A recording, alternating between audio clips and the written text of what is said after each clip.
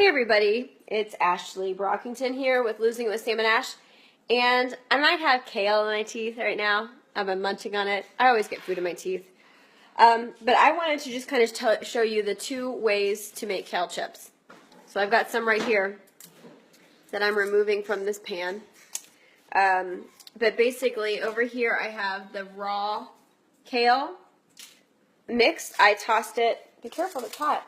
I tossed it with coconut oil, and I tossed it with lemon pepper because my daughter Isabella took all of our sea salt to school yesterday and left it there. I'm not very happy with her about that.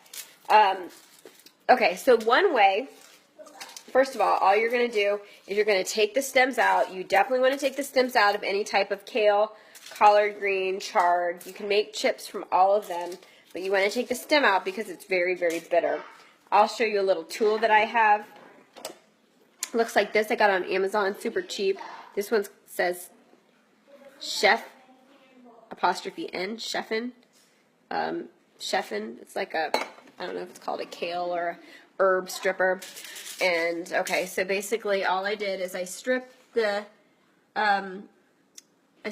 deals.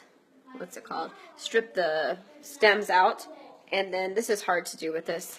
But I washed it, and then I tossed it with coconut oil, and I tossed it with seasoning, which most of the time I do sea salt or Himalayan pink salt, which one of the boys dumped in water, so we're kind of like deplete on our healthy salts right now. Which both of those, Celtic sea salt, like a gray Celtic sea salt and a pink Himalayan salt, they are really healthy for you.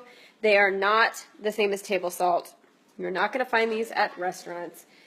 They have trace minerals like sodium, potassium, and magnesium, and some zinc in them. They're really good for you. You can even add them to your water to help have more electrolytes.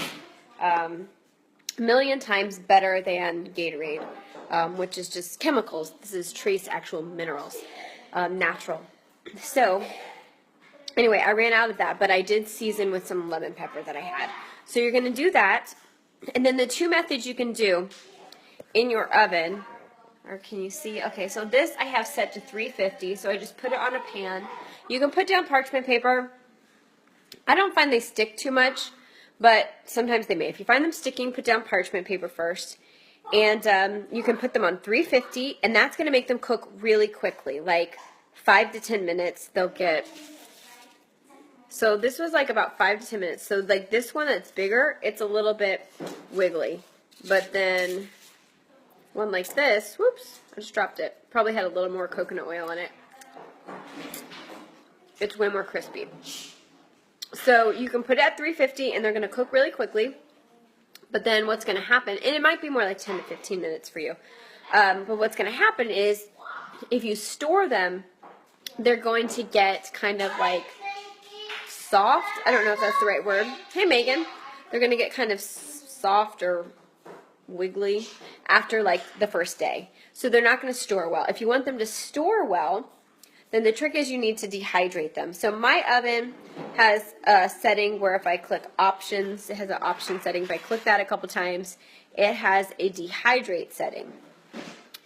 If yours doesn't, which my own one didn't, then you want to go as low as you can with the temperature. And so a lot of times that's at 200. It's great if you can get it at 150. That's usually the lowest because then it's going to preserve more nutrients. But 200 is really usually the lowest, and you may have to do it at 200 for like an hour or 2 hours. But it will still make them crispy, but what's going to happen is that they are going to store really well. So then you can put them in the Tupperware, and I don't put them in the fridge. I don't know if I'm supposed to. I just keep them in the cupboard in a storage thing, and they, okay, all right, and they stay for a couple days that way. So hope that helps. Same prep. You're gonna wash, cut into pieces, or I tear it into pieces. Toss with some type of oil, like olive oil or coconut oil. Makes them a little sweeter, I think. Sprinkle with sea salt and garlic or lemon pepper. Toss them. Put them on a baking pan with or without parchment paper, and then either bake at 350 for like 5 to 15 minutes, or dehydrate at 150 to 200 for longer. And they're not going to like get burnt if they're dehydrating. You'll just have to check on them. So I hope this helps. Sorry it's so loud. It's just kind of how it is all the time. If you think somebody would like this, then please go ahead and share this tip with them.